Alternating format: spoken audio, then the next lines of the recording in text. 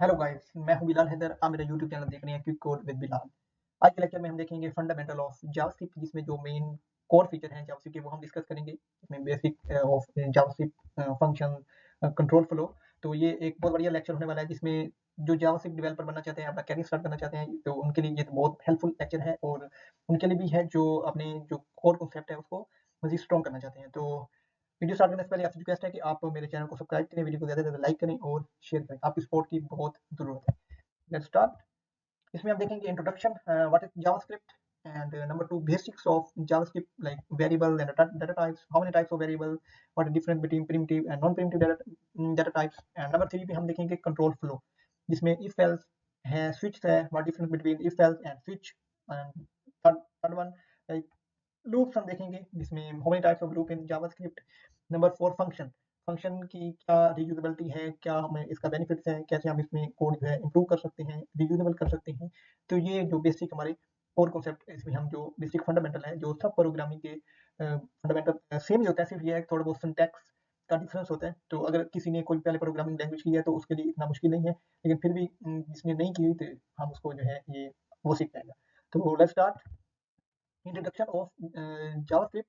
Introduction of JavaScript से पहले हम देखते हैं कि जावास्क्रिप्ट से पहले किस तरह वेबसाइट काम कर रही थी। लाइक स्टैटिक वेबसाइट, आपने सुना होगा कि स्टैटिक वेबसाइट ऐसी वेबसाइट जहाँ पे हम कोई चेंजिंग नहीं कर सकते, जहाँ पे हम कंटेंट को अपडेट नहीं कर सकते, सिर्फ कंटेंट हम रीड आउट कर सकते हैं लेकिन हम ड्राइव नहीं कर सकते। ऐसी ऐसी वेबसाइट को हम जो है स्टैटिक वेबसाइट कहते थे। लेकिन जब जावास्क्रिप्ट का मूव आया, जब जावास्क्रिप्ट आई, तो उसके बाद क्या है कि हम उस पे कुछ ना कुछ एक्शन परफॉर्म कर सकते हैं, एनिमेशन लगा सकते हैं, कोई क्लिक वगैरह कर सकते हैं, कोई इवेंट परफॉर्म कर सकते हैं। तो उसको हम क्या कहते हैं, डायनामिक कंटेंट हम चेंज कर रहे हैं। तो जावास्क्रिप्ट बेसिकली स्क्रिप्टिंग लैंग्वेज है use to create and control dynamic website content. तो जो हम डायनामिकली चीजें चेंज कर रहे हैं, या हम बैकएंड में डाटा सेंड कर रहे हैं, तो वो हम जावास्क्रिप्ट की मदद से कर रहे हैं। तो इसलिए हम कहते हैं ये एक डायनामिक स्क्रिप्टिंग लैंग्वेज है। तो उसके बाद इसके जो की फीचर्स हैं, इसमें हम देखें तो ये क्लाइंट साइड को सपोर्ट करता है, फ्रंट एंड को सपोर्ट करता है। नंबर 2 पे इंटरेक्टिविटी, वही चीज है कि हम इसमें कोई ना कोई एक्शन परफॉर्म कर सकते हैं, कोई वैलिडेशन फॉर्म वैलिडेशन वगैरह लगा सकते हैं। नंबर 3 पे ऑब्जेक्ट ओरिएंटेड प्रोग्रामिंग, ये ऑब्जेक्ट ओरिएंटेड प्रोग्रामिंग को भी सपोर्ट करती है। Number 4 cross browser compatibility. Cross browser compatibility mean like ये आप किसी ब्राउज़र में अपना जो है कोड आपका एग्जीक्यूट हो सकता है, कंपाइल होगा, तो कोई मसला नहीं क्रिएट हो सकता। आप माइक्रोसॉफ्ट एज यूज़ करें, सफारी यूज़ करें, फायरफॉक्स यूज़ करें, गूगल यूज़ करें, तो उसमें जो है आपका कोड एग्जीक्यूट होगा। तो नंबर 5 पे हमारे पास है फुल स्टैक डेवलपमेंट। तो ये एक बहुत अच्छा हमारे लिए एक फीचर है कि आप एक ही लैंग्वेज सीख के आप फुल स्टैक डेवलपर बन सकते हैं। तो पहले क्या होता था कि हम पीएचपी सीखते थे, सी शार्प सीखते थे, बैकएंड हम अलग लैंग्वेज में कर रहे हैं, और जो फ्रंट एंड है वो हम जावास्क्रिप्ट में कर रहे हैं। तो अब क्या है, आप सिर्फ जावास्क्रिप्ट है, जो जावास्क्रिप्ट एक ही लैंग्वेज आप सीखेंगे जिससे आप बैकएंड भी कर सकते हैं और फ्रंट एंड भी कर सकते हैं। इसके बाद है वेरिएबल। जावास्क्रिप्ट में वेरिएबल्स कितने टाइप्स हैं, इनका यूजेज क्या है, ठीक है, इनको हम कैसे यूज कर सकते हैं, तो वो हम देखेंगे प्रैक्टिकल। पहले हम इसकी डेफिनेशन देखते हैं, इसके बाद हम प्रैक्टिकल देखेंगे। Like variables are container for storing information. एक ऐसा कंटेनर है जिससे हम इन्फॉर्मेशन स्टोर करते हैं, ठीक है। लाइक आप एग्जांपल देखिए, आपके पास एक विंडो है। विंडो विंडो एक ऐसी जगह है जहाँ पे आप कोई ना कोई चीज अपनी स्टोर कर सकते हैं, कोई ना कोई चीज रखेंगे। सपोज मैं अपना 100 रुपीज उधर रखता हूँ, अपना मोबाइल उधर रखता हूँ, तो वो क्या है, एक ऐसी जगह है जहाँ पे मैं अपना डाटा, अपनी चीजें स्टोर कर सकता हूँ। लेकिन वहाँ पे जो उसमें चीजें हैं वो चेंज हो सकती हैं, उसकी जगह चेंज नहीं हो सकती। सिमिलर जो वेरिएबल है, ये बिहाइंड सीन मेमोरी में इनको एक मेमोरी अलॉट होती है, एक बॉक्स अलॉट होता है, जहाँ पे उसका एड्रेस जो है, वो मेमोरी का एड्रेस सेम रहता है, लेकिन उसमें वैल्यू जो है वो चेंज होती रहती है। समटाइम आप वेरिएबल में नेम रख सकते हैं, नेम स्टोर करवा सकते हैं, आपका रोल नंबर, CNIC। तो ऐसे वेरिएबल जहाँ पे हम अपनी इन्फॉर्मेशन स्टोर कर सकते हैं, एक कंटेनर है जहाँ पे आप अपनी इन्फॉर्मेशन स्टोर कर सकते हैं। बेसिकली वो मेमोरी में ही स्टोर कर रहे होते हैं। Variable are container for storing information. तो there are three types of variables like var, let and constant। इनमें जो डिफरेंस है, वो var वेरिएबल जो है उसको हम रीडिक्लेयर रीइनिशियलाइज कर सकते हैं। let जो है उसको हम री डिक्लेयर नहीं कर सकते, और जो कांस्टेंट है ना वो रीडिक्लेयर हो सकता है और ना ही हम उसको रीइनिशियलाइज कर सकते हैं। तो लेकिन इसको मजीद बेहतर के लिए, तो हम बेटर अंडरस्टैंडिंग के लिए हम कोडिंग करते हैं, और कोड के जरिए हम समझते हैं इन तीनों में क्या फर्क है और इनका यूज क्या है। अब VS कोड ओपन कर लें फर्स्ट। VS कोड, एक VS कोड हम ओपन करेंगे। VS कोड करने के बाद आप एक फ़ोल्डर क्रिएट कर लें। फ़ोल्डर लाइक मैं कोई भी फ़ोल्डर जो मेरे पास बना हुआ है, मैं उसी को ही सिलेक्ट कर लेता हूँ। No control shift control plus N, आप न्यू फ़ोल्डर क्रिएट करें, तो मैं जीएस इसका नाम रखता हूँ। क्रिएट हो गया फ़ोल्डर। फ़ोल्डर क्रिएट करने के बाद आप एक अपना index dot HTML file create करेंगे, जो कि क्योंकि जो हमारा कोड एग्जीक्यूट होता है वो इंडेक्स डॉट एचटीएमएल में ही हमारा एग्जीक्यूट होगा, like control plus N, control plus N, और इसको आप कर सकते हैं जेएस हियर। यहाँ पे हम करेंगे इंडेक्स डॉट एचटीएमएल, और यहाँ पे आप शिफ्ट प्लस बैक स्पेस आप प्रेस करेंगे तो आपका यहाँ पे ये एक शॉर्टकट एचटीएमएल का कोड ये जनरेट कर देगा। इसके बाद आप एक फाइल क्रिएट करेंगे जावास्क्रिप्ट की।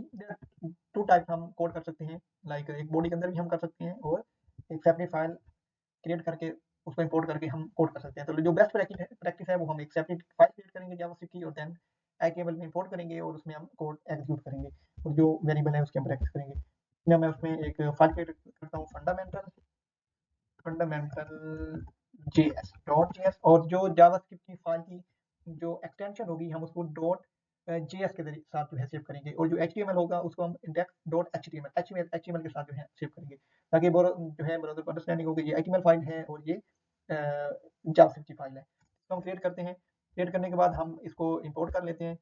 इसमें स्क्रिप्ट टैग जो है स्क्रिप्ट टैग है जो जावास्क्रिप्ट जो कोड है हम एचटीएमएल में इंपोर्ट कर सकते हैं, लाइक स्क्रिप्टिंग एसआरसी।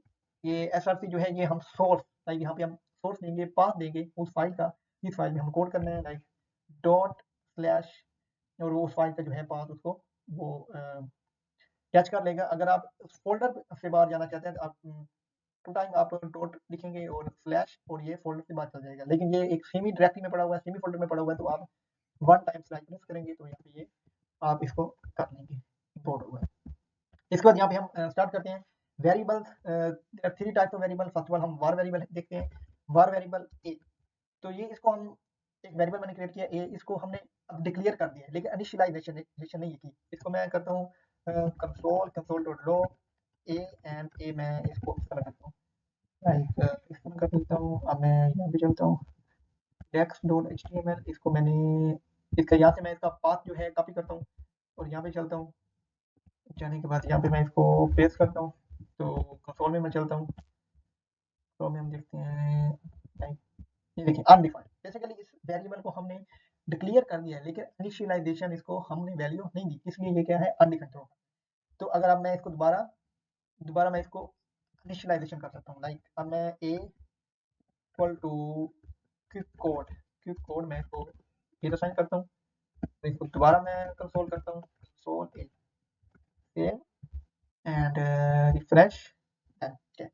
फर्स्ट मैंने उसको इनिशियलाइजेशन नहीं किया, रीडिक्लेयर किया है, और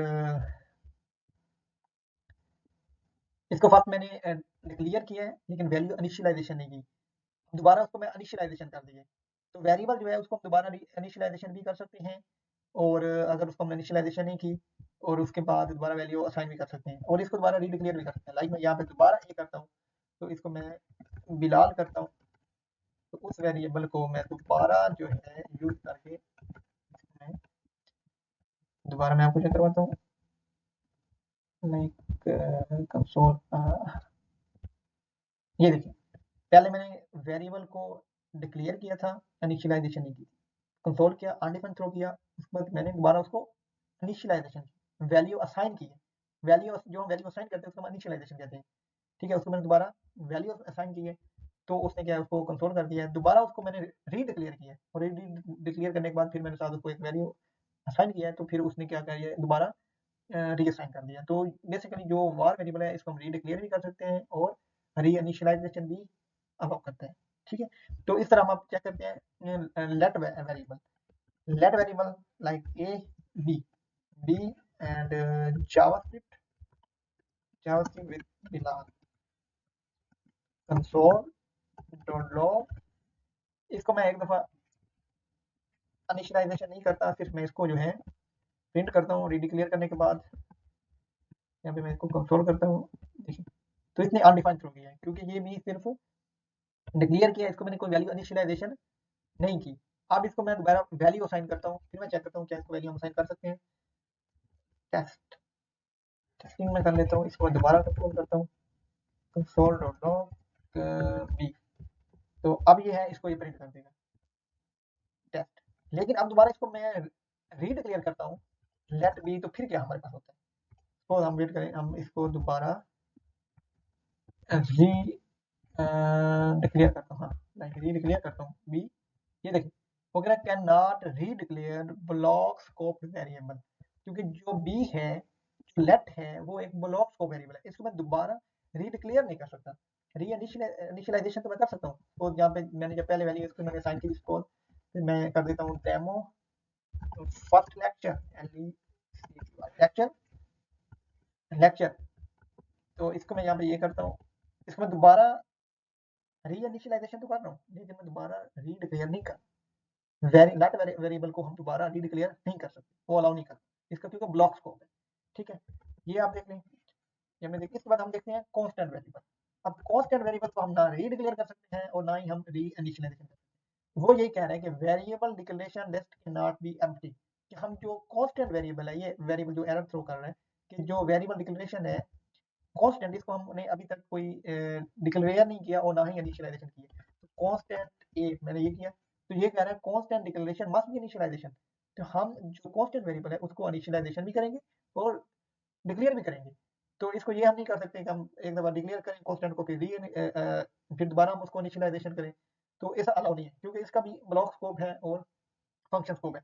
इसको दोबारा मैं असाइन करता हूँ यहाँ पे डेमो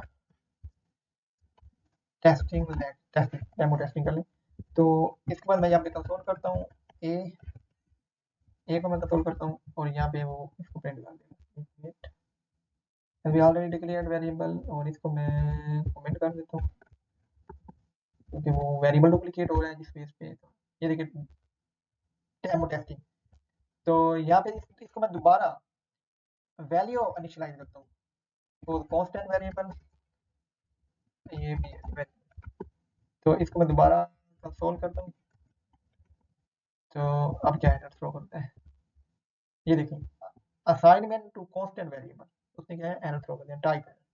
तो हम कांस्टेंट को ना दोबारा री इनिशियलाइजेशन कर सकते हैं, ना ही हम री डिक्लेयर कर सकते हैं, लेकिन जो var वेरिएबल है उसको री इनिशियलाइजेशन भी कर सकते हैं, री डिक्लेयर भी कर सकते हैं, और जो लेट वेरिएबल है उसको हम री इनिशियलाइजेशन तो कर सकते हैं, लेकिन दोबारा री डिक्लेयर नहीं कर सकते। ये इन तीनों का मेन डिफरेंस है। तो इसमें यह है कि जो कांस्टेंट है उसका ग्लोबल स्कोप नहीं है, ठीक है, और जो लेट है इसका भी ग्लोबल स्कोप नहीं है, जो var है उसका ग्लोबल स्कोप है। तो फंक्शन स्कोप, कांस्टेंट का फंक्शन स्कोप है, नेट का भी फंक्शन स्कोप है और var का भी फंक्शन स्कोप है, लाइक फंक्शन के अंदर भी हम इनको कर सकते हैं यूज। ब्लॉक स्कोप है तीनों का, लेकिन जो var वेरिएबल है ये ब्लॉक स्कोप इसका नहीं है।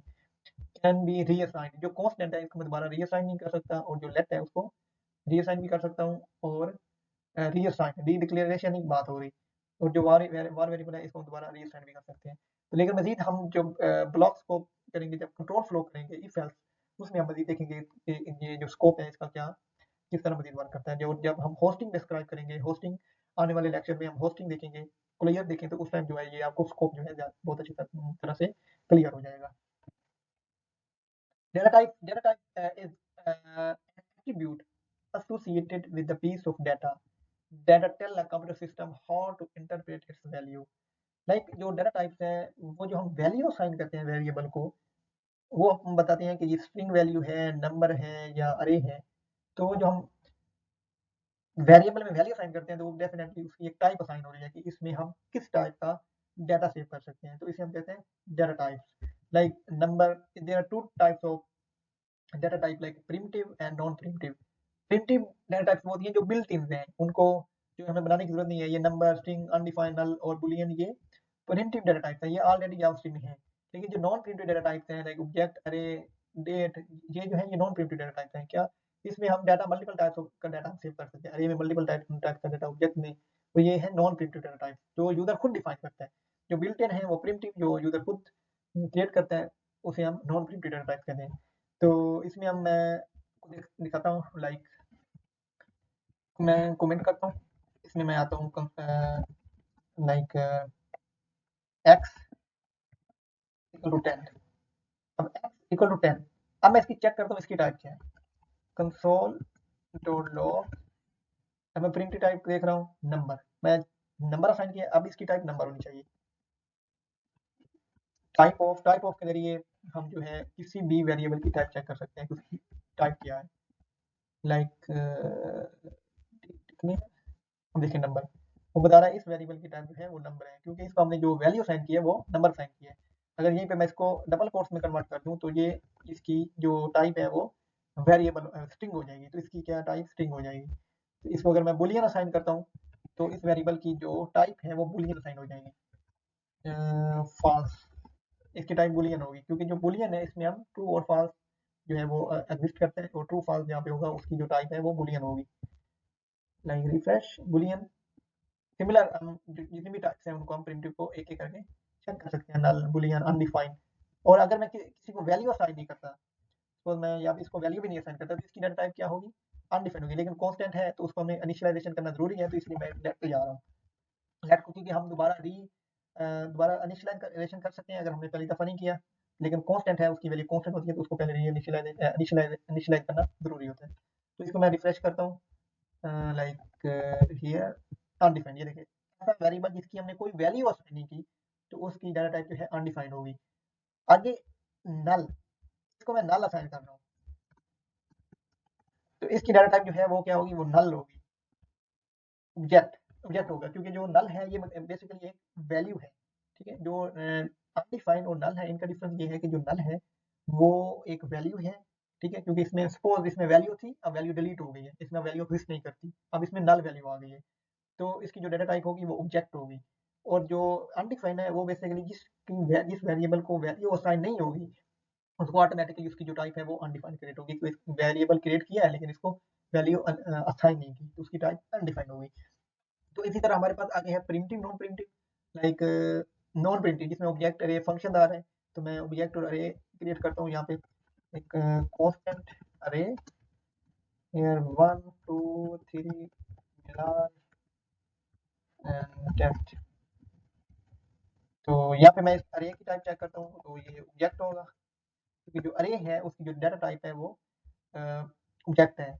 लेकिन अगर जो हम अरे क्रिएट करते हैं वो इस तरह अरे क्रिएट करते हैं, अरे और फिर ब्रैकेट, और इसमें हम मल्टीपल डाटा टाइप्स का हम जो है वैल्यू स्टोर कर सकते हैं। लाइक टाइप ऑफ अरे इनिशियलाइजेशन, और ये देखो ऑब्जेक्ट ऑब्जेक्ट, तो जो नल है उसकी जो डाटा टाइप है वो ऑब्जेक्ट है, और अरे है उसकी भी जो टाइप है वो ऑब्जेक्ट है। और इस तरह हम ऑब्जेक्ट भी क्रिएट करेंगे तो उसकी टाइप ऑब्जेक्ट रहेगी, ऑब्जेक्ट ओबीजे, और name code, quick code, quick code हो गया, और रोल नंबर करना, रोल नंबर 12। तो अगर मैं ऑब्जेक्ट की जो टाइप है वो चेक करता हूँ तो ये हमारे पास डिफरेंट डाटा टाइप्स हैं जो हम यूज करते हैं, और जो जिसमें जिस टाइप का वैल्यू असाइन होगी उसको उस टाइप की जो है वो टाइप असाइन हो जाएगी। तो ये जो हम टाइप शिफ्ट करेंगे उसमें ज़्यादा आपको क्लियर होगा कि ये टाइप जो टाइप्स हैं डाटा टाइप ये किस तरह वर्क करती हैं। बेसिकली ये चीज़ है। आगे हम इसमें देखते हैं लाइक अरिथमेटिक ऑपरेटर। इसमें ऑपरेटर क्या है और ऑपरेटर किस टाइप के होते हैं। तो जो there are many types of operator, but जो मेजर मैं डिस्कस करने जा रहा हूँ इसमें अरिथमेटिक ऑपरेटर, ऐसे ऑपरेटर जहाँ पे हम मैथमेटिकल ऑपरेशन परफॉर्म कर सकते हैं। Mathematical operation like subscription, multiplication, modulus, तो उसे हम क्या कहते हैं अरिथमेटिक ऑपरेटर। इसके बाद है असाइनमेंट ऑपरेटर। असाइनमेंट ऑपरेटर वो है जो हम वैल्यू असाइन करते हैं, जिसमें हमने var वेरिएबल को एक वैल्यू असाइन की, दैट को की, तो क्या है वो एक असाइनमेंट ऑपरेटर है। उसके बाद एक कंपैरिजन ऑपरेटर, वो है जो हम दो वैल्यू को कंपेयर करते हैं, तो उसे हम कंपैरिजन ऑपरेटर कहते हैं। मतलब लॉजिकल ऑपरेटर, लॉजिकल ऑपरेटर वो है जहाँ पे हम कोई लॉजिकली चीज डिसाइड करते हैं कि लाइक एक दो टीम्स हैं, एक पाकिस्तान इंडिया, तो आपस में मैच खेल रही हैं, तो उसमें हम अब लॉजिक आ गया कि या तो पाकिस्तान जीतेगा या इंडिया जीतेगा, तो या इक्वल हो जाएगा, तो यहाँ पे क्या है लॉजिक लगेगी, एंड और नॉट। तो मतलब एक एक चीज होनी है, एक हमने ये एक लॉजिक है बेसिकली, तो इसे हम यहाँ पे जब हम इसे लॉजिकल ऑपरेटर हम कहेंगे, तो इसको हम प्रैक्टिकल देखते हैं। लाइक इसको मैं कमेंट करता हूँ, code assignment operator, first assignment operator, assignment operator, like एक मैंने वेरिएबल बनाया कि असाइनमेंट, यहाँ पे इसको मैं वैल्यू असाइन करता हूँ 20, तो ये एक असाइनमेंट ऑपरेटर है, जो वैल्यू हमने असाइन की है, तो एक वेरिएबल को असाइन किया तो इसे हम असाइनमेंट ऑपरेटर कहते हैं। तो इसके बाद हमारे पास है arithmetic operator. First arithmetic operator करना था, लाइक मैं अरिथमेटिक ऑपरेटर करता हूँ। तो अगर एक मैंने एक और वेरिएबल बना लिया है लाइक अरिथमेटिक, इसको मैंने 10 किया है और यहाँ पे मैंने कंसोल करता हूँ console dot log 20 plus 10, 20 plus 10। अब यहाँ पे जो एडिशन परफॉर्म होगा, ये जो हमने प्लस किया है, ये एक अर्थमेटिक ऑपरेटर है जो कि एक कैलकुलेशन परफॉर्म कर रहा है, मैथमेटिकल ऑपरेशन परफॉर्म कर रहा है, तो इसलिए आप इसे क्या कहते हैं, अर्थमेटिक ऑपरेशन। ये 30 आ गया, इसका जो रिजल्ट है वो 30 है। तो इस तरह हम इस पे मॉडुलस ऑपरेटर लगा सकते हैं, प्लस कर सकते हैं, माइनस, लाइक इसमें मैं माइनस करता हूँ तो 10 आ गया। तो जो भी हम कोई मल्टीप्लिकेशन करेंगे, कोई एडिशन करेंगे, कोई मैथमेटिकल टास्क करेंगे, तो उसे हम अर्थमेटिक ऑपरेटर यूज करेंगे। तो इसके बाद मेरे पास ऑपरेटर हैं लाइक कंपैरिजन ऑपरेटर। जब भी हम दो वेरिएबल को कंपेयर करेंगे, तो जो हम कंपैरिजन कर रहे हैं दो चीज़ों का, तो वो उसे हम कंपैरिजन ऑपरेटर कहते हैं। लाइक मैं यहीं पे ऐड करता हूँ कंपैरिजन कि जो 20 है ये ग्रेटर देन है 10 से, like 20 is greater greater than 10। तो यहाँ पे मैं कंपेयर कर रहा हूँ दो वैल्यू को, ठीक है। तो अब यहाँ पे फॉल्स होना चाहिए क्योंकि 20 जो है वो 10 से ग्रेटर देन है। तो यहाँ पे मैंने कंडीशन क्या लगाई है कि 20 लेस देन है 10 से। तो मैं कंपेयर कर रहा हूँ, ये जो मैं कंपेयर करूंगा, कंपेरिजन करूंगा, तो इसे हम जो यहाँ पे ऑपरेटर यूज करेंगे, तो इसे हम कहेंगे कंपेरिजन ऑपरेटर। इसको मैं रिफ्रेश करता हूँ, लाइक यस, ये देखें फॉल्स कि जो 20 इज ग्रेटर देन 10, तो ये फॉल्स है, 20 नहीं है, ठीक है। तो इस तरह यहाँ पे जो ग्रेटर देन, लेस देन, यहाँ पे मैं करता हूँ कि ग्रेटर देन 20 जो है वो ग्रेटर देन है 10 से, तो यहाँ पे ट्रू आना चाहिए। तो इसका क्या मतलब है कि यहाँ पे ट्रू आ गया। तो ये है कंपैरिजन ऑपरेटर। इसके बाद मेरे पास है लॉजिकल ऑपरेटर। लॉजिकल ऑपरेटर वो है जो कंबाइन मल्टीपल कंडीशन, जब हम मल्टीपल कंडीशन को कंबाइन करते हैं, तो कोई भी जो रिजल्ट जनरेट होता है वो हम लॉजिकल ऑपरेटर की बेस पे करते हैं। सपोज जिस तरह मैंने लगा था कि ये और ऑपरेटर की मैं बात करता हूँ कि पाकिस्तान टीम जीतेगी या इंडिया टीम जीतेगी, तो यहाँ पे और जो लगा हुआ है ना, और, तो यहाँ पे और ऑपरेटर लगेगा कि एक टीम जीतेगी, ठीक है। तो इस लॉजिकल ऑपरेटर कह सकते हैं। और एंड, लाइक मैं किसी भी इवेंट पे जाऊंगा, तब जाऊंगा जब मेरा दोस्त आएगा। तो मैंने कंडीशन लगाई है, मैं तब आऊंगा जब मेरा दोस्त आएगा उस इवेंट में। तो ये एक एंड ऑपरेटर लगा है कि दोनों कंडीशन फुलफिल होंगी, वो भी आएगा, मैं तब आऊंगा, तो दोनों कंडीशनें फुलफिल होंगी, दोनों ट्रू होंगी, तो तब रिजल्ट जो है उसका यहाँ पे जो है एंड ऑपरेटर लगे। तो यहाँ पे मैं चेक करता हूँ एंड ऑपरेटर। फॉर एग्जांपल मैं देखता हूँ, मैं दो वेरिएबल क्रिएट किए हैं, इस तरह मैं एक और वेरिएबल क्रिएट करता हूँ, var z equal 30 and var equal x equal 10। ये डिफाइन, यहाँ पे मैं देखता हूँ कि जो एक्स जेड है वो लेस देन हो जेड से, ठीक है। एक कंडीशन ये है जो एक्स है वो लेस देन हो जेड से। एंड असला यहाँ पे मैं इसकी वैल्यू चेंज करता हूँ, ए भी कर देता हूँ, ए बी, ताकि लिखने में आसानी हो। A and A greater than B, तो यहाँ पे ये दोनों कंडीशन है, एक्स जो है वो लेस देन होना चाहिए जेड से, और जो ए है वो ग्रेटर देन होना चाहिए बी से। यहाँ पे एंड ऑपरेटर, दोनों कंडीशनें ट्रू होगी तो तब जो है रिजल्ट ट्रू आएगा, अदरवाइज फॉल्स आएगा। तो यहाँ पे हम देखते हैं कि ये ट्रू, देखिए दोनों कंडीशनें ट्रू हैं। एंड का मतलब है कि दोनों, और का मतलब है कि एक भी अगर ट्रू होगी तो फिर वो रिजल्ट ट्रू आएगा। अगर मैं यहाँ पे गलत कर देता हूँ कि जो बी है वो 10 है, be greater than A, condition ये फॉल्स है। लेकिन अगर कंडीशन एक भी ट्रू हो जाए तो और ऑपरेटर में उसका मतलब है कि ट्रू है, नहीं ट्रू हो गया। बस हमारे पास है not operator. Not operator basically ये हमारी जो कंडीशन होगी, जो हमारा रिजल्ट होगा, उसको उसको रिवर्ट कर देगा, ठीक है। नॉट ऑपरेटर जो भी हमारे पास रिजल्ट आता है उसको इन्वर्स करता है। फॉर एग्जांपल हमारे पास एक वैल्यू है ट्रू, उसको फॉल्स रिप्रेजेंट करेगा। अगर फॉल्स है तो उसको ट्रू में रिवर्स कर देगा। मैं इसको प्रैक्टिकल करता हूँ। फॉर एग्जांपल मेरे पास एक वेरिएबल है कांस्टेंट इज इज हाइट, ठीक है। इज हाइट एक वेरिएबल है, इसकी वैल्यू है ट्रू, इसकी वैल्यू ट्रू है। इसको मैं कंसोल रिप्रेजेंट करता हूँ, कंसोल एक्सक्लेमेशन मार्क। ये जो सिंबल है ये नॉर ऑपरेटर को रिप्रेजेंट करते हैं, ठीक है। तो इसको मैं करता हूँ इज हाइट, इज हाइट। अब देखिए इज हाइट की जो वैल्यू है वो ट्रू है, ठीक है। अब जो नॉट ऑपरेटर है, ये नॉट ऑपरेटर इस वैल्यू को रिवर्ट कर देगा, फॉल्स कर देगा, ठीक हो गया। अब मैं इसको कंसोल करता हूँ और चेक करता हूँ कि जो हमारे पास रिजल्ट आ रहे हैं वो क्या रहेगा। मैंने कॉपी किया, पाथ इसका कॉपी किया है, यहाँ पे मैं पहले इसको एग्जीक्यूट करता हूँ। ये देखें फॉल्स, इसने क्या किया, जो मेरे पास ट्रू था उसको उसने फॉल्स कर दिया, क्योंकि ये जो वैल्यू है उसको रिवर्स कर देता है नॉट ऑपरेटर। अगर इसको मैं यहाँ पे फॉल्स करता हूँ तो ये इसको क्या कर देगा, ट्रू कर देगा। तो बेसिकली ये नॉट ऑपरेटर का जो है वो रोल है वैल्यू को रिवर्स करना। इसके बाद हम चलते हैं आगे कंट्रोल फ्लो की तरफ। कंट्रोल फ्लो क्या है, इसका क्या यूज है? Basically control flow is a set of instruction use to execute in sequence. एक ऐसा सेट ऑफ इंस्ट्रक्शंस है हमारे पास, ऐसी इनपुट्स हैं जो एक सीक्वेंस में एग्जीक्यूट होती हैं, ठीक है, एक वन बाय वन जो हमारा कोड है वो एग्जीक्यूट होता है। लाइक मेरे पास पहले first of all if else है। Different types of control flow like if else, switch case, loop, jump instruction.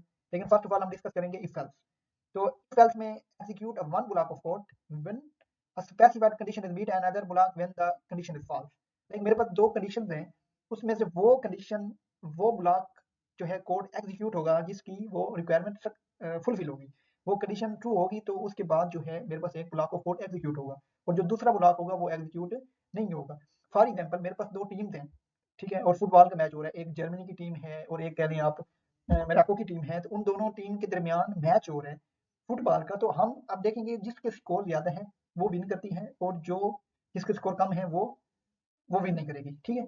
तो ये हम मैं इस एक आपको कोड के जरिए समझाता हूँ। कोड के जरिए हम रिप्रेजेंट करते हैं। फॉर एग्जांपल मेरे पास एक टीम है, टीम एम मोरक्को की टीम है जिसके स्कोर है 10, ठीक है। और इसी तरह मेरे पास एक टीम है जर्मनी की टीम है, टीम जी। तो इसका जो स्कोर है वो 20 है। तो ये दो मैंने एक टीम डिफाइन की है, दो वेरिएबल डिफाइन किए हैं, एक मोरक्को एक जर्मनी। इन दोनों का मैच हुआ है, ठीक है। तो अब स्कोर जो है जिसके ज्यादा होगी वो विन कर जाएगी, ठीक है। उसका जो कोड ऑफ ब्लॉक है वो जो कंडीशन फुलफिल होगी वो विन कर देगी, वो कोड जो है वो एग्जीक्यूट हो जाएगा। फॉर एग्जाम्पल मेरे पास एक इफ मैंने किया टीम ए टीम एम अगर ग्रेटर देन है, अगर स्कोर जो टीम ए है टीम एम है मोरक्को, उसके स्कोर ग्रेटर देन है टीम बी से, टीम बी मतलब जर्मनी की जो टीम है। तो फिर क्या होगा, ये कंडीशन चल जाएगा कंट्रोल बी नहीं टीम जी, ठीक है। तो ये कंडीशन फुलफिल हो, console team team M is winner, ठीक है। अब अगर ये कंडीशन ट्रू है, अगर टीम एम के जो स्कोर हैं वो ज्यादा हैं टीम जी से, तो क्या होगा, वो टीम एम जो है जो मोरक्को की टीम है वो विनर है। तो ये कंडीशन जब फुलफिल होगी तो ये कोड ऑफ ब्लॉक जो है, इसका बॉडी जो है इफ ब्लॉक, ये एग्जीक्यूट हो जाएगा, ठीक हो गया। और इसका जो सिंटैक्स है वो यही है, पहले हम इफ लिखेंगे, उसके बाद इसके दरमियान इन दो ब्रैकेट के दरमियान हमने कंडीशन लिखनी है। कोई भी कंडीशन, कोई भी जिस बेस पे हमने इस इफ का जो ब्लॉक है, जो बॉडी है, ये हमने एग्जीक्यूट करना है, ठीक है। अगर ये कंडीशन ट्रू है तो ये ब्लॉक ऑफ कोड चल जाएगा, अदरवाइज ये कंसोल नहीं होगा। अब इस तरह मैं एक और कंडीशन लगा देता हूँ, इफ एक और इफ लगाता हूँ, टीम एम जो है वो उसके जो स्कोर है वो कम है टीम जी से, ठीक है। तो वो तो ये ब्लॉक है, ठीक है। मेरे पास अब क्या है, दो दो कंडीशन है। अगर टीम एम के ज्यादा स्कोर है टीम जी से, टीम जर्मनी की टीम है, तो यहाँ पे आ जाएगा टीम एम इज विनर। अब यहाँ पे हम दूसरी स्टेटमेंट में देखें, दूसरी कंडीशन में, तो टीम जो है जर्मनी की टीम है, अगर इसके स्कोर ज्यादा है तो हमारे पास क्या आ जाएगा, team team G is winner, ठीक है, विनर। तो अब इस दोनों में से एक कंडीशन फुलफिल होगी, या तो मोरक्को की टीम जीत जाएगी या जर्मनी की टीम जीत जाएगी। तो ये दो इसमें हम चेक करते हैं हमारे पास क्या रिजल्ट आता है। मैंने इसको रिफ्रेश कर दिया, ये देखिए टीम जी इज विनर। अब क्या हुआ, पहले कर्सर यहाँ पे आया, उसने इस कंडीशन को देखा कि जो टीम एम है, ठीक है, मोरक्को की जो टीम है उसके स्कोर कितने हैं, उसके स्कोर 10 है। अब उस पर टीम जी है, उसके स्कोर कितने हैं, 20। यहाँ पे हमारे पास क्या हुआ, कंपैरिजन ऑपरेटर चला, जो मैंने पहले आपको बताया है कि जो हम वैल्यू कंपेयर करते हैं, यहाँ पे कंपेयर हुई दोनों वैल्यू, यहाँ पे कंडीशन लगी हुई है। अब क्या है, टीम एम के जो मोरक्को की टीम है उसके तो स्कोर कम है, तो ये जो ब्लॉक ऑफ कोड है ये एग्जीक्यूट नहीं होगा, क्योंकि इसने कंडीशन जो है वो ट्रू नहीं हुई, ये कंडीशन ट्रू नहीं है, ठीक, क्योंकि उसके स्कोर भी कम है। तो जो सेकंड कंडीशन है, जो इफ है, वो वाली स्टेटमेंट चल जाएगी, ठीक हो गया। बेसिकली इस तरह हम जो है इसको यूज करते हैं। अब मैं बात करता हूँ इफ एल्स की बात करता हूँ, ठीक है। अब देखिए, अब मुझे सेपरेट जो है कंडीशन यूज करनी पड़ रही है, कि पहले मैं चेक करता हूँ टीम एम जो है जो मोरक्को की टीम है उसके इतने स्कोर हैं, और टीम जी जो है उसके इतने स्कोर हैं। तो मुझे दोनों कंडीशन लगानी पड़ रही हैं और एक एक को चेक करना पड़ रहा है। इस चीज को खत्म करने के लिए हमारे पास क्या है, इफ एल्स, ठीक है। इफ एल्स, यहाँ पे मैंने क्या कंसोल किया, कंसोल जो टीम जी है इज विनर, वो विनर है, ठीक हो गया। अब क्या है, अब मेरे पास ये दो स्टेटमेंट हैं, ठीक है। अब मुझे एक कंडीशन चेक करने की जरूरत नहीं है, मतलब जो मैंने इस सेकंड कंडीशन खत्म किया है उसकी जरूरत नहीं है। अब मैंने इफ एल्स लगाया है, इसका क्या मतलब है, इसका मतलब ये है कि अब देखिए मेरे पास टीम एम जो है मोरक्को की जो टीम है, जो उसके जो स्कोर हैं वो कम है, तो इसका मतलब है कि वो जर्मनी की टीम जो है जीत चुकी है। अगर मैं किसी को बताता हूँ, सपोज़ मैं आपको कहता हूँ कि जर्मनी की जो टीम है वो जीत चुकी है, ठीक है? उसने मैच जीत ली है। तो इसका क्या मतलब है कि मोरक्को की टीम जो थी वो ऑटोमैटिकली वो हार गई है, ठीक है?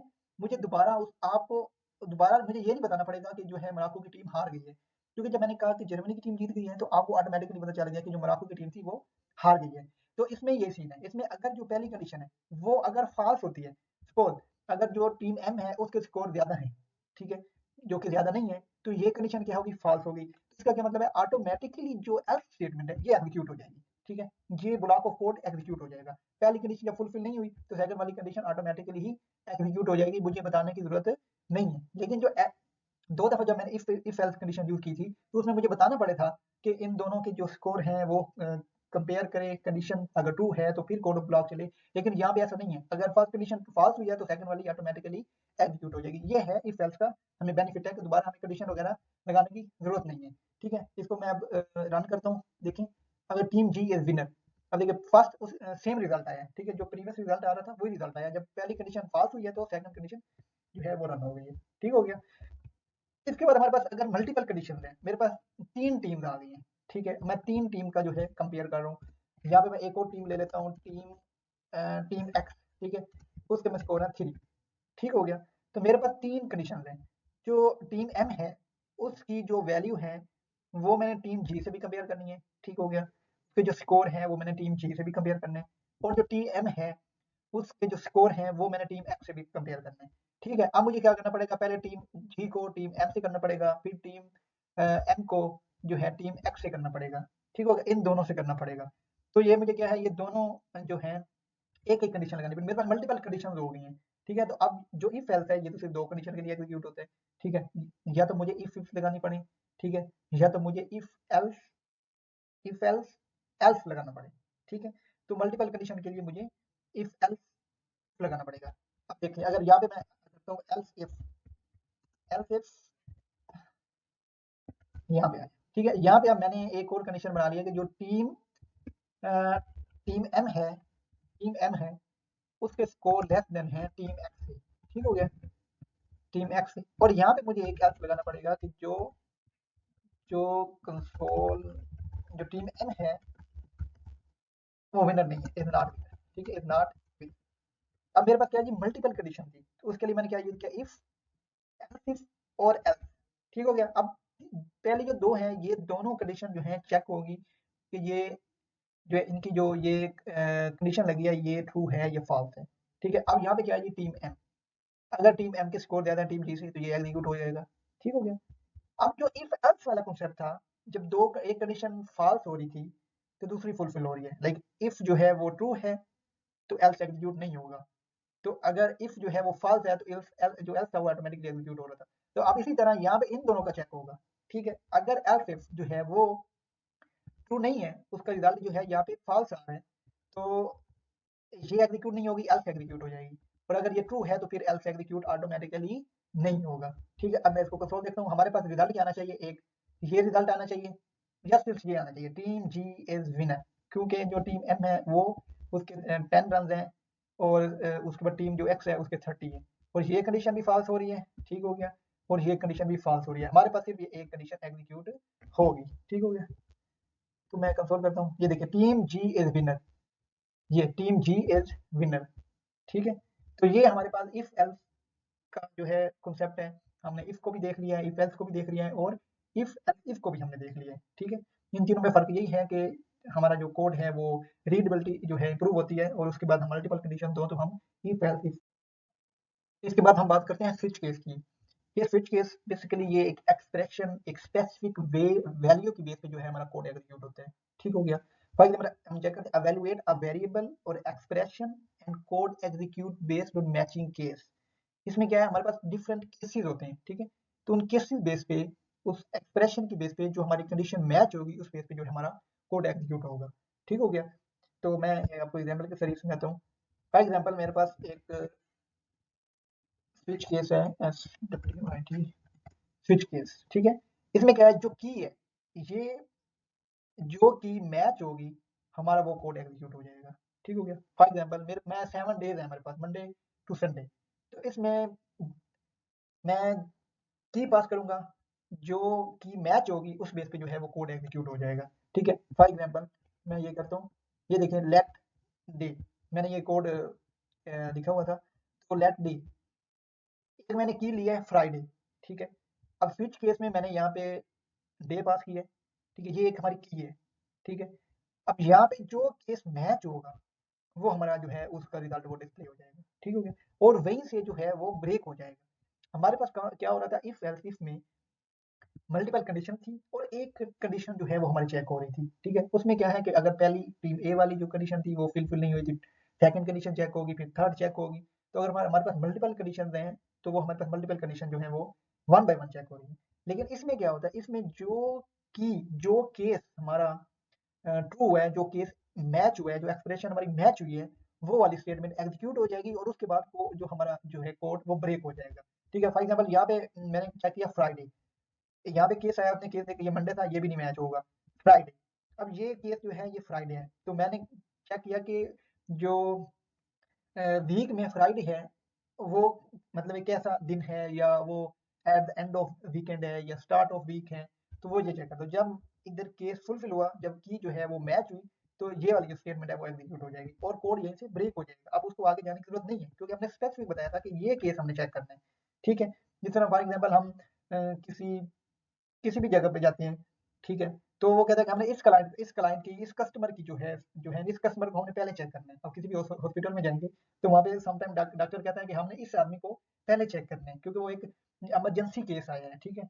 तो वो एक पार्टिकुलर जो है वो एक केस है, उसको हमने पहले चेक करना है। तो इसी तरह जब यहाँ पे एक केस जो केस मैच होगा, हम उस केस को चेक करेंगे। अगर वो केस मैच हो रहा है तो उस वो जो उसका ब्लॉक कोड है, जो उसकी बॉडी है वो एग्जीक्यूट हो जाएगी। इस केस की ये जो बॉडी है ये एग्जीक्यूट होगी और यहाँ से ब्रेक हो जाएगा, फिर हमें कोई आगे केस चेक करने की जरूरत नहीं है, ठीक है। ये स्विच केस का जो है हम यूज है कि इसमें हम जो कोई भी जो चेक करते हैं वैल्यू, वो उसकी एक्सप्रेशन उसकी उस स्पेसिफिक केस की बेस पे करते हैं, ठीक है। तो इसको मैं एग्जीक्यूट करता हूँ, हम देखते हैं हमारे पास फ्राइडे वाला जो है वो प्रिंट होना चाहिए, ऑलमोस्ट द वीकेंड, ठीक है। तो मैंने की कौन सी बात की थी, फ्राइडे की, तो ये वाला जो केस है वो एग्जीक्यूट हो जाएगा। इसके बाद हम आगे देखते हैं लूप्स, ठीक है। लूप क्या है, लूप्स बेसिकली एक रेपिटेशन केस है, ठीक है, जिसमें हमारी हाइड्रेशन चलती रहती है, ठीक है, जिसमें हमारा कोड जो है अनटिल जब तक वो कंडीशन एंड नहीं होती, जब तक उसकी लेंथ या कोई भी नंबर ऑफ जो नंबर हैं वो पूरे नहीं होते, उस टाइम तक वो रेपिटेशन ऑफ कोड जो है वो हमारा एग्जीक्यूट होता रहता है। Like a loop is a programming construct that repeatedly execute a block of code as long as specified condition is true. जब तक वो कंडीशन जो है वो हमारी ट्रू है, उस टाइम तक हमारा जो कोड ऑफ ब्लॉक है वो एग्जीक्यूट होता रहेगा, ठीक है। इसमें मल्टीपल टाइप की जो हमारे पास लूप्स हैं, एल्स लूप है, डू वाइल लूप है, फॉर लूप है। बेसिक ये तीन लूप जो है ये हमारी जितनी प्रोग्रामिंग है उनमें ये कॉमन है और ये जो है काफी हमारी जो हेल्पफुल है। अब हम देखते हैं कोडिंग के जरिए इन तीनों लूप्स को। फर्स्ट ऑफ ऑल हम चेक करेंगे व्हाइल लूप, हम देखेंगे, ठीक है। अब व्हाइल लूप जो एग्जीक्यूट होता है वो एक स्पेसिफिक कंडीशन जब तक ट्रू है उस टाइम तक वो जो है हमारा कोड एग्जीक्यूट होता है। व्हाइल लूप यहाँ पे मैं करता हूँ, ये व्हाइल लूप का जो है सिंटैक्स है, हम यहाँ पे व्हाइल लिखेंगे, यहाँ पे कंडीशन लगाएंगे और जब तक वो कंडीशन हमारी जो है वो जब तक फुलफिल है उसका जो बॉडी का कोड है वो एग्जीक्यूट होता रहेगा, ठीक है। फॉर एग्जाम्पल मेरे पास एक नंबर है लेफ्ट एन, ठीक है, एन इक्वल टू 10, ये मैंने एक नंबर जो है वो इनिशियलाइज किया है 10। अब मैं करता हूँ जो n है, जब अगर ग्रेटर देन है जीरो से, जब ग्रेटर देन है जीरो से, तो ये जो कोड है ये ब्लॉक है ये चलता रहे, ठीक है। यहाँ पे मैं कंसोल करता हूँ, एक बार इस n को, इस नंबर जो है जीरो से लेके 10 तक जो नंबर है उनको मैं प्रिंट करना चाहता हूँ, ठीक है। अब मैं यहाँ पे number is equal equal to और यहाँ पे मैं करता हूँ n, ठीक हो गया, एन करता हूँ, एन हो गया, ठीक है। यहाँ पे जीरो से लेके 10 तक ये कोड एग्जीक्यूट होगा क्योंकि एन जो है वो ग्रेटर देन है जीरो से, और ये उस टाइम तक कोड एग्जीक्यूट होता रहेगा जब तक ये कंडीशन ट्रू रहेगी, ठीक हो गया। क्योंकि ये जो लूप्स हैं वो repetition of code, repetition of block of code है, ठीक है। जब तक कंडीशन ट्रू रहेगी उस टाइम तक ये ब्लॉक ऑफ कोड चलता रहेगा। अब मैं इस एन को माइनस माइनस कर देता हूँ, ठीक है। माइनस माइनस का क्या मतलब है कि ये जो माइनस माइनस है ये basically N equal to minus one, ये है कि एन माइनस वन, जो भी एन यहाँ पे है 10 है तो माइनस वन होगा तो 9 आ जाएगा और फिर एन को असाइन हो जाएगा, ठीक हो गया। तो ये हम जो है कोड अनटिल तक, जब तक ये कंडीशन ट्रू है उस टाइम तक ये चलता रहेगा, जब कंडीशन फॉल्स होगी ये जो है टर्मिनेट हो जाएगा। फर्स्ट ऑफ ऑल यहाँ से जो है इसका हम देखें तो इसका फ्लो देखिए कहाँ से ये कोड स्टार्ट होता है, ये स्टार्ट हुआ यहाँ पे, देखा पहले n जो है इनिशियलाइज 10 हुआ, उसके बाद while लूप आई, यहाँ पे उसने कंडीशन देखी कि n ग्रेटर देन 0 है, n greater than 0 condition fulfil है, कंडीशन ट्रू है, तो फिर क्या होगा, ये वाली जो स्टेटमेंट है ये एग्जीक्यूट हो जाएगी, यहाँ पे नंबर जो है वो प्रिंट हो जाएगा। फिर क्या होगा, n-1 जो n था उसमें से हमने एक माइनस किया, फिर यहाँ पे else पे आ जाएगा, इधर नहीं जाएगा, एक दफा हमने इनिशियलाइज की वैल्यू उसके बाद इधर नहीं जाएगा, क्योंकि ये एक लूप है, ये एक लूप में जो हमारा कोड एग्जीक्यूट हो रहा है, लूप जो है यहाँ से फिर वो कंडीशन चेक करेगा, ठीक है, अगर यहाँ पे अब 10 में से एक माइनस हुआ तो 9 आया, 9 ग्रेटर देन 0 क्योंकि फिर कंडीशन ट्रू है। इस तरह एक माइनस होते होते जब यहाँ पे 0 आ जाएगा तो उस टाइम ये कंडीशन फाल्स हो जाएगी और यहाँ से ये टर्मिनेट हो जाएगा। इसको मैं तो जो है यहाँ पे प्रिंट करता हूँ, इसका जो है रिजल्ट देखता हूँ, तो ये 10 तक चलना चाहिए। उसके बाद हम चेक करते हैं, मैं इसको फ्रेश कर लेता हूँ। ये देखिए, ये 10 से लेके 1 तक जो है हमारा जो प्रिंट हो गया है, क्योंकि ये जो ब्लॉक ऑफ कोड था वो एग्जीक्यूट हुआ है 10 से 1 तक। तो ये बेसिकली व्हाइल लूप का काम है। उसके बाद हम चलते हैं, हमारे पास है डू वाइल लूप। तो डू वाइल लूप ये है कि वो भी कोड ऑफ ब्लॉक एग्जीक्यूट होता है, लेकिन उसका सिंटैक्स का डिफरेंस है और उसकी जो एग्जीक्यूशन है वो उसका फर्क है। तो हम उसके जरिए यही प्रोग्राम जो हमने ये 10 तक नंबर प्रिंट किया है, ये हम डू वाइल के जरिए करते हैं और उसकी जो वर्किंग है वो हम करते हैं। इसके बाद हम आते हैं डू वाइल की तरफ। डू वाइल, ये डू वाइल हो गया, इसको मैं कमेंट करता हूँ। तो ये जो स्टेटमेंट है इसको मैं कॉपी करके यहाँ पे पेस्ट कर देता हूँ, पेस्ट करता हूँ, यहाँ पे आ गया, और इसको मैं ये करता हूँ, और यही कंडीशन जो है इसको मैं यहाँ पे लिखता हूँ, ठीक है, ये हो गया।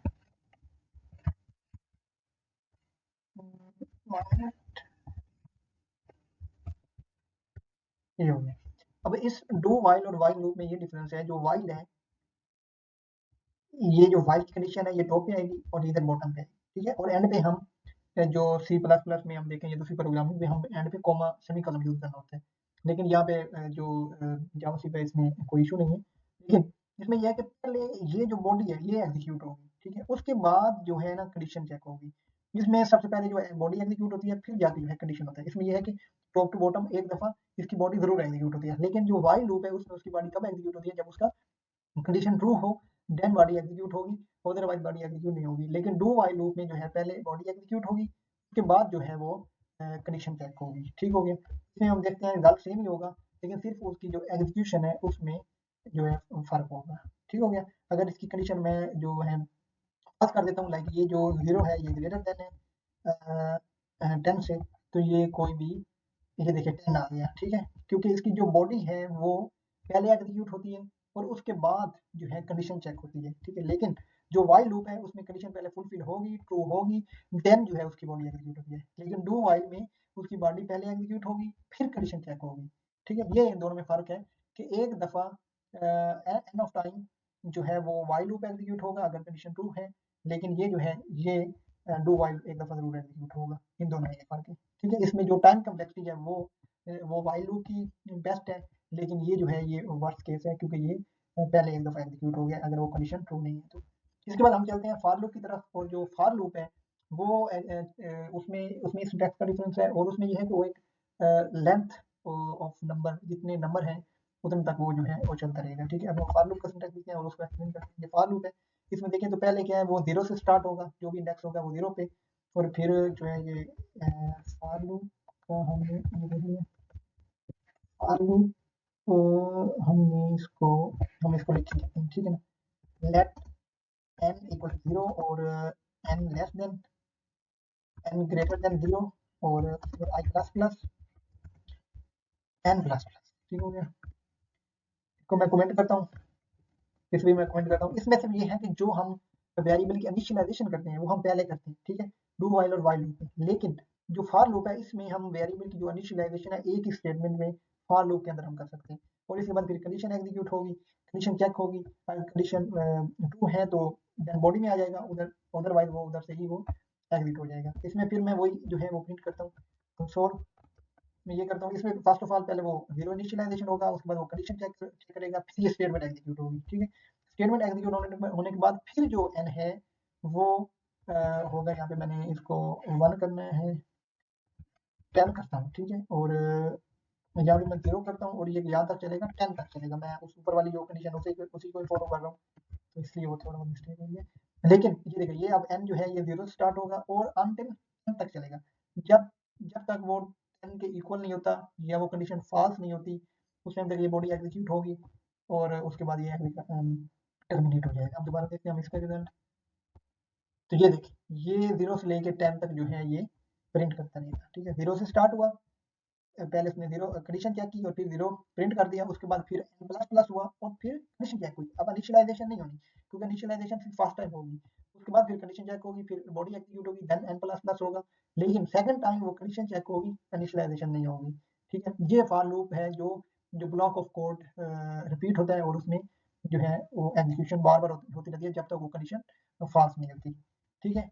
इसके बाद हम चलते हैं जंप इंस्ट्रक्शन। और जंप इंस्ट्रक्शन कौन कौन सी हैं, इसमें देखेंगे instruction that redirect program execution flow, ठीक है। मतलब कि जो जहाँ पे कोड एग्जीक्यूट हो रहा है, जहाँ पे हम जंप इंस्ट्रक्शन यूज करेंगे वहां से जो है वो रीडायरेक्ट हो जाएगा प्रोग्राम, ठीक है, वहां से वो टर्मिनेट हो जाएगा। ये किसी भी लूप को हमने रोकना हो, स्टॉप करना हो, टर्मिनेट करना हो, ठीक है, या किसी भी स्टेटमेंट को हमने ड्यूरिंग लूप स्किप करना हो तो हम क्या है जंप इंस्ट्रक्शन यूज करते हैं। फॉर एग्जांपल इसी फॉर लूप में आ जाए, अगर मैं यहाँ पे एक कंडीशन लगा देता हूँ, if there are 3 types of jump instruction, एक फॉर लूप है, एक कंटिन्यू है, एक गो टू है, ठीक है, एक गो टू। अब मैं यहाँ पे चलता हूँ, अगर मैं कहता हूँ n=5, जब n 5 इक्वल हो तो ये क्या करे, ये प्रोग्राम यहाँ से ब्रेक हो जाए, ठीक है, मतलब कि इस लूप से एग्जिट हो जाए, ठीक हो गया। तो अभी मैं देखता हूँ जब 5 पहुंचेगा तो 5 के बाद ये जो लूप है यहाँ से टर्मिनेट हो जाएगा, क्योंकि हमने एक जंप इंस्ट्रक्शन यूज किया कि जब ही हमारी इफ की जो कंडीशन है ये फुलफिल हो और यहाँ से टर्मिनेट हो जाए और ब्रेक हो जाए, ठीक है, प्रोग्राम। तो ये इसका रिजल्ट देखते हैं, तो ये सिर्फ 5 तक ही प्रिंट होगा। ये देखिए 0 से लेके 5 तक, क्योंकि जब हमने कंडीशन लगाई है कि जब 5 के इक्वल एन होगा तो प्रोग्राम हमारा टर्मिनेट हो जाए, कि वो जिस तरह वो स्टेटमेंट बता रहा है कि इंस्ट्रक्शन जो किसी भी प्रोग्राम को रीडायरेक्ट करती हैं, टर्मिनेट करती हैं, तो हम ब्रेक के जरिए यहाँ पे जो है इसको ब्रेक कर सकते हैं। लेकिन अगर यहीं पे मैं कंटिन्यू यूज करता हूँ तो कंटिन्यूस का ये मतलब है कि जो 5 वाली जो स्टेटमेंट है इसको स्किप कर दें, ठीक है। जब 5 इक्वल होगा उस वाली स्टेटमेंट को स्किप करके फिर आगे कंटिन्यू करें, ठीक है। इस पॉइंट पे इसको इसे आगे कंटिन्यू करें, ठीक है। इसका देखना रिजल्ट, ये 5 को स्किप कर देगा, 5 वाली जो इंडेक्स होगा, और उसके बाद फिर 1 से लेके 0 1 हाँ, लेकिन इसको मैं इधर, क्योंकि ये मैं इस ऊपर कंसोल लगाया हुआ है जिस वजह से वो प्रिंट कर रहा है। अगर मैं इसको नीचे कर देता हूँ, ठीक है, तो इसको मैं देखता हूँ कि वो कहाँ पे उसको करते हैं। अब देखिए, ये देखिए उसने 5 जो है उसको स्किप कर दिया है, 5 जब पहुंचा था और उससे आगे कंटिन्यू किया है, ठीक हो गया। ये जो कंटिन्यू है, किसी भी स्टेटमेंट को, किसी भी ऐसे पॉइंट पे हमने लूप को किसी भी नंबर को स्किप करना हो और फिर आगे कंटिन्यू करना हो, ठीक है, तो फिर हम कंटिन्यू हम यूज करते हैं कंटिन्यू। इसके बाद हमारा लास्ट वन है function. What is function, what you function, ठीक है। Function is a reusable block of code design to perform a specific task, ठीक है। तो define with name and executed when called, ऐसा ब्लॉक ऑफ कोड जो हम एक स्पेसिफिक टास्क के लिए परफॉर्म करते हैं और उसको हम रीयूज कर सकते हैं, ठीक है। अब इसमें क्या होता है कि इसमें हम पहले फंक्शन को उस नेम के जरिए हम डिक्लेयर करते हैं, उसे हम फंक्शन डिक्लेरेशन कहते हैं। इसके बाद एक फंक्शन एक्सप्रेशन है, इसको ये भी जो है फंक्शन ही है, सिर्फ थोड़ा बहुत डिफरेंस है सिंटैक्स का। एरो फंक्शन है, और इसके बाद हमारे पास है पैरामीटर एंड रिटर्न वैल्यूज, कि हम फंक्शन में किस तरह पैरामीटर पास कर सकते हैं और वो कैसे वैल्यू रिटर्न कर सकते हैं। लेट्स स्टार्ट विद कोडिंग के जरिए हम इसको चेक करते हैं, ठीक है। फर्स्ट ऑफ ऑल इसका जो सिंटैक्स है, हम फंक्शन डिफाइन करेंगे, फंक्शन और उसके बाद नेम, ठीक हो गया। यहाँ पे हम फंक्शन का नेम लिखेंगे, लाइक मैं करता हूँ माई फर्स्ट फंक्शन, ठीक है, ये हम कर लेते हैं सम सम। तो ये एक फंक्शन है, इसको हम, इसका ये सिंटैक्स है कि हम फंक्शन कीवर्ड लिखेंगे, उसके बाद फंक्शन का नेम देंगे, यहाँ पे कोई भी आप नेम दे सकते हैं जो आप देना चाहते हैं, तो उसके बाद उसको हम एग्जीक्यूट करेंगे। अब इसमें मैं कंसोल करता हूँ, लाइक 2 + 2, ठीक है, इसको वो प्रिंट कर देगा। सपोज इसको मैं प्रिंट करता हूँ 2 इज नंबर, ठीक है, जब जो भी प्रिंट होगा वो यहाँ प्रिंट हो जाएगा। अब इसके बाद इसको मैं कॉल करूंगा, जब इस फंक्शन को मैं कॉल करूंगा देन ये फंक्शन एग्जीक्यूट होगा, अदरवाइज ये फंक्शन एग्जीक्यूट नहीं होगा। अब देखिए अगर मैं इसको लाइक चेक करता हूँ तो इधर कोई चीज भी यहाँ पे प्रिंट नहीं होगी, क्योंकि मैंने फंक्शन को कॉल नहीं किया, ठीक है।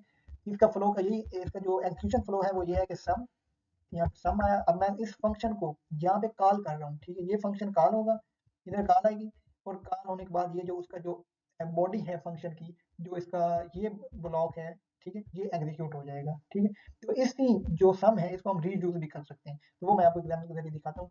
जैसे हम इसको जो है कर सकते हैं, देखिए सम अब 4 इज नंबर, 4 क्या है, वो एक नंबर है। तो इस तरह अगर इसी इसी के जरिए मैं इसको दोबारा, सो इसमें मैं पैरामीटर पास करता हूँ। पैरामीटर क्या होता है कि हम यहाँ से कोई चीज़ पास करेंगे, जब कोई फंक्शन कॉल होगा तो वो यहाँ पे जो है ये पैरामीटर एक्सेप्ट होंगे। आर्गुमेंट हम यहाँ से पास करेंगे, जो जब हम यहाँ से पास करेंगे उसे हम आर्गुमेंट कहते हैं। तो यहाँ पे जो है यहाँ से जो हम पास करेंगे वो पैरामीटर होंगे, यहाँ पे जो एक्सेप्ट होंगे वो हम उसको आर्गुमेंट कहते हैं। ठीक हो गया। अगर यहाँ पे मैं करता हूँ 2 इक्वल 2, दो मैं जो है पैरामीटर पास कर रहा हूँ और यहाँ पे मैं उसको एक्सेप्ट कर रहा हूँ ए एंड बी। तो इसको मैं कंसोल करना हो तो फिर उसको मैं सम करूंगा, एक मैंने वेरिएबल लिया लेफ्ट सम इक्वल ए प्लस बी। ठीक है, अब क्या होगा, अब ए और प्लस जो है बी है ये दोनों प्लस हो जाएंगे। ठीक है, अब मैं इसको कंसोल करता हूँ, कंसोल इक्वल टू सम। ठीक है, अब मैं सम को एग्जीक्यूट करता हूँ। अब मैंने फंक्शन कॉल की, उसके बाद दो मैंने पैरामीटर पास किए, यहाँ पे जो हो रहे हैं ये आर्गुमेंट्स हैं, उसके बाद उन दोनों नंबर को मैंने प्लस किया और फिर उसको मैंने सम कर दिया। ठीक हो गया, इसको मैं करता हूँ तो ये 4 आ जाएगा। तो इसी फंक्शन को, ये जो मैंने फंक्शन एक बनाया है, इसको इस ब्लॉक ऑफ कोड को मैं दोबारा रीयूज कर सकता हूँ। कैसे रीयूज कर सकता हूँ, इसको मैं दोबारा यहाँ पे कॉल करता हूँ। ठीक है, यहाँ पे मैं 5 एंड पास करता हूँ, तो यहाँ पे फिर मैं कॉल करता हूँ, तो ये देखिए एक दफ़ा 4 आया क्योंकि 2 मैंने पहले पास किया, 2 एंड 2 देन 2 एंड 7। तो ये क्या है, ये जो ब्लॉक ऑफ कोड है इसे मैं दोबारा रीयूज कर सकता हूँ, तो इसे मुझे दोबारा लिखने की जरूरत नहीं है। ठीक हो गया। इसके बाद हम आते हैं फंक्शन एक्सप्रेशन की तरफ। फंक्शन एक्सप्रेशन ऐसा फंक्शन जिसका कोई नेम नहीं है, ठीक है, जिसको हम अनोनिमस फंक्शन कहते हैं। तो फंक्शन जिसका कोई नाम ना हो उसको हम अनोनिमस फंक्शन कहते हैं, और इस फंक्शन को हम किसी वेरिएबल में जब स्टोर करवाएं तो उसको हम फंक्शन एक्सप्रेशन कहते हैं। अब देखिए फॉर एग्जांपल मैंने यहाँ पे एक बनाया function like sum and equal to function equal this, यहाँ पे मैं ए और बी वही सेम फॉलो करता हूँ। अब मैं यहाँ पे सम को कॉल करूंगा। ठीक है, यहाँ पे मैं 2 और 2 मैंने पास कर दिया, इसको मैं ऊपर वाले को कमेंट करता हूँ। ये देखिए अब क्या है, अब जो फंक्शन है उस फंक्शन का नेम नहीं है। ठीक है, फंक्शन का कोई नेम नहीं है, यहाँ पे जो फंक्शन का नेम था वो फंक्शन का नेम नहीं है, लेकिन यहाँ पे क्या है, यहाँ पे हम इस फंक्शन को एक वेरिएबल में स्टोर करवा रहे हैं। ठीक है, इस पूरे को हम क्या कहते हैं, फंक्शन एक्सप्रेशन। लेकिन अगर इसका फंक्शन नेम हो तो उसे हम नॉर्मल फंक्शन कहते हैं। अगर इसको हम इस तरह एक वेरिएबल के अंदर स्टोर करवाएं तो इसको हम फंक्शन एक्सप्रेशन कहते हैं, और जिसका नेम ना हो उसको एनोनिमस फंक्शन भी कहते हैं। और ये स्पेशली इंटरव्यू क्वेश्चन में पूछा जाता है कि व्हाट इज एनोनिमस फंक्शन। ऐसे फंक्शन जिसका कोई नाम ना हो उसे हम एनोनिमस फंक्शन कहते हैं। ठीक हो गया। अब मैं यहाँ पे इसमें इसको मैं दोबारा वही कॉपी कर लेता हूँ, ऊपर वाला जो कोड है तो मैं कंसोल करता हूँ। ठीक है, यहाँ पे अब वही रिजल्ट आ जाएगा। सिर्फ ये है कि थोड़ा बहुत इसकी इस पे होस्टिंग जो इम्प्लीमेंट होती है उसका फ़र्क आ जाता है, डिफरेंस है। लेकिन मज़ीद हम जब होस्टिंग एक्सप्लेन करेंगे उसमें मैं बताऊँगा नॉर्मल फंक्शन और जो फंक्शन एक्सप्रेशन है इनमें डिक्लेरेशन जो है वो क्या डिफरेंस है, इनकी होस्टिंग कैसे इन पे इम्प्लीमेंट होती है। ठीक है, तो यहाँ देखिए यहाँ पे 4 आ गए हैं। ठीक हो गया, ये है फंक्शन एक्सप्रेशन। इसके बाद हमारे पास एरो फंक्शन है। एरो फंक्शन भी जो है उसमें थोड़ा बहुत सिंटैक्स का फ़र्क है, और दिस कीवर्ड जो है जो हम यूज़ करते हैं वो नॉर्मल फंक्शन में उसका बिहेव और होता है, लेकिन एरो फंक्शन में और होता है। तो वो हम जब अलहदा एक उस पे बनाएँगे लेक्चर, एक्सप्लेन करेंगे कि जो दिस कीवर्ड है वो कैसे वर्क करता है। अब मैं एरो फंक्शन की तरफ आता हूँ। एरो यहाँ पे मैंने लिखा, तो एरो फंक्शन ये देखिए, ये एरो फंक्शन आ गया यहाँ पे, इसको मैं खत्म करता हूँ। ठीक है, अब मैं यहाँ पे एक फंक्शन बनाता हूँ सम एंड इक्वल। अब ऐसा फंक्शन जिसको फंक्शन कीवर्ड विद और फंक्शन कीवर्ड हम बनाएं।